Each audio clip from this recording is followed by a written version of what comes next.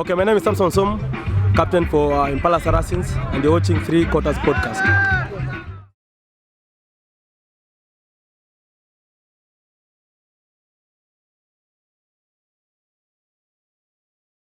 Episode 17, part 1 of Kenya's premier video podcast, the 3 Quarters Podcast. Today we are shooting from Vineyard along Raptor Road. It's also keen to note that this is our last episode of the regular season, that's the regular Kenya Cup season. It is also wise to note that we have been to every home ground of the Kenya Cup teams apart from Western Bulls, and that was an unfortunate event in which they changed the fixtures. The Kenya Cup, the union changed the fixtures, therefore we were unable to go to Western Bulls, but we've been able to visit all the home grounds for all the teams that participated in the Kenya Cup. This is Gashi, official noisemaker, Jeringus, Kenyana. And it is also good to note that, of course, the road to Japan sensitization continues. We as the 3 Quarters Podcast have always been about the game of rugby 15s, and therefore we implore you to jump onto the road to Japan hashtag to support our Kenya Simbas as they start their World Cup qualifiers. Of course, that will be preceded by a home test against Germany. But that aside, into what really brings us here every weekend, and that's the Kenya Cup. And yesterday our feature game of the week was KCB versus Mwamba at the Lions Den.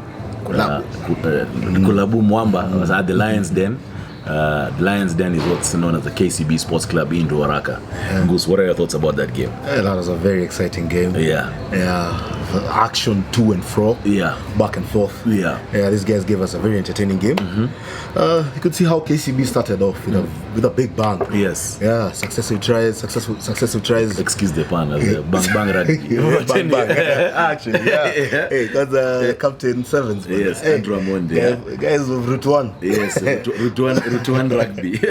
But anyway, hey, you're saying but they really had a very strong first half. Yes. Yeah, they really dominated Mwamba, especially the forwards. Yes. But apart from the lineouts, yes. I must say the lineouts with Tall there, they were really quite good. Yes. And even stole a couple of the KCB throw-ins. Yes. Then again, the backs were up to the task against one of the best back lines in Kenya Cup. Yes. Yeah, considering the likes of Lavin Sego, and Wako, the captain, Collins Jero's back. Fullback, yes. They really played really well. I was really impressed by that. Yeah. It was sad that Mwamba couldn't win the game because they came out the second after the break. Yes. They really came out with the intention to win the game. Yes. Yeah, but they lost the two. Remember the two penalties that they had, 2 or 3 actually. Yeah, that they missed the kicks. They missed the kicks. Yeah. And they were very successful after being scored a try. Came kickoff. Yeah. There was a penalty awarded. Yes. If they converted that, those were 6 points that would have won them a win. That's true. Yeah. That's. I mean, for me, George Mtuku was quite off with the boot. Tuku is a kicker for Mwamba. Yeah. Mwamba scrum was quite off with the boot. I must give props to KCB's Park, as you've said. Their forwards are playing very good rugby. Just basically, what people don't understand is, of course, the backs are always the most flashy guys, but the backs can never operate without a platform set by the forwards. Therefore, the engine room exactly is the forwards. The cosmetics kidogo. Aerodynamics you have to give props to the KCB forwards. I always like watching Oliver Mangeni, popularly known as Olishe. He's a good line-out jumper. He's always instrumental, whether he's playing for KCB or Kenya Simbas, and a solid tackler. Andrew Amonde was back, of course, playing at number 8. Hey, those guys suffered. But also, on the other hand, you have to give props to the Mwamba forwards. They were not overly dominated by KCB. Yeah, they were not easy push. They were not a pushover. Exactly, they're not a pushover, and they were, as you say, they were able to rally in 18 points and come back within 7 points, and therefore it was even 5. It was even 5 points. Yeah, Kenny Andola came in and converted a penalty that took it beyond Mwamba, but on the day Mwamba getting 1 point because of losing less than 7 points, and of course qualifying for the playoffs, sneaking in at the playoffs. I'd also like to mention that I've just been seeing this morning the after game celebrations at KCB. My apologies, or our apologies to KCB who were unable to stay to cover their after match celebrations, but there was a very good moment where all the teams were together in the KCB clubhouse and they were all singing these chants. And they even haven't had time to remember Victor Wayodi, the Mwamba scrummer who passed on earlier on in the year. Actually, it was as a result of his passing on that this game was postponed. That all these games for match day 7 were postponed to this week. As well, you could see even after the game, they all banded on together. Yes. And had a prayer. Yes. And there was a chant, three hip hips for Mwamba, and for having qualified. And then also, there's something I always like to say about KCB. Of course, the group chief executive officer of KCB was there, Joshua Oigara, was watching the game. I've always said that KCB knows how to take care of their players. You can see the camaraderie. These boys play. I think in Nairobi, they're the only guys, them and Blackblood, who play outside the CBD. Outside the city, for lack of a better word. And they have a very good following of KCB loyal supporters, and come from far. Who come from far, and the team itself, a very tight-knit team. So you must give props to KCB. It's good we're talking about playoffs. Just give us a quick rundown of the results yesterday. Kenya Cup. Of course, our match day, our match of the week, KCB versus Mwamba, which ended 25-18. We had Nakuru hosting Machine in Nakuru Athletics Club, 21-14 for Nakuru. Homeboys were hosting Nondes, same grounds. The showground ended as a draw, stalemate 28-28. Cabras hosted Western Bulls, Western Derby, 29-14 for Cabras. Harlequins hosted Strathmore. They went through Strathmore 72-5. As well as Impala versus Blackblood. Blackblood lost 57-18. There was somebody who was saying that 72, Strathmore's call is normally 27. It was 27 reverse. But anyway, 72-5 to Harlequins. Sure, strong superior. Because this was the last round of league. And therefore, I would like to mention how the table played out after the last game of the league. We have Homeboys on top. We have KCB at number 2. We have Kenya Harlequins at number 3.